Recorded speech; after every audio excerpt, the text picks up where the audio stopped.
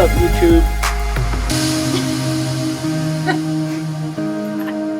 Today we're going to show you what the process is that we use to fix curb rash. Okay, hope you enjoy.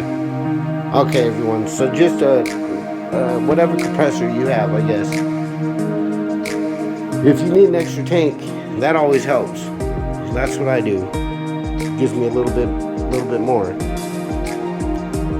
First things first, we're gonna break the bead, separate the tire from the rim. I use wheel weights to shove in there.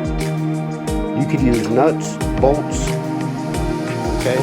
And then you wanna protect the tire. So I do have these templates that I've made. I usually use those for painting. You could use tape. Okay. Get it into the tools. And this is going to be all Harbor Freight stuff. So we have the pneumatic. Alright. The discs that I use depends on how bad the rash is. So if you want to get really aggressive, go ahead and start here. Not really any numbers on there, like I said, Harbor Freight. And then you want to go to the lightest, finish it off with that. And then I jump back over, I jump to these pads. And I start with the maroon. And then I finish it up with the green pad. Then I will mix up some soap and water, put it in a spray bottle. Get some 500 grit paper. There you go. And just a block of wood, and I'll block it.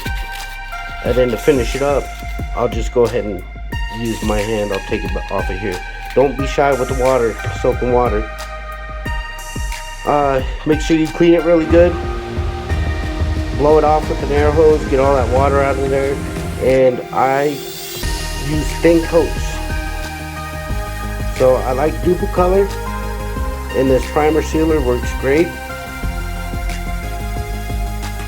You want to know, I'd say around three coats of primer, 3 to 4. Then we jump in. I like Krylon, this Rust Tough, the black enamel. It's really black. It's nice. You're gonna want to put, I eat anywhere from 3 to 5 coats. Okay, and let everything dry really well in between your coats. And then to finish it up, I go back to Duple Color. And I use their clear coat, their wheel gloss. Alright everybody, I hope this video helps you out, and have a good day.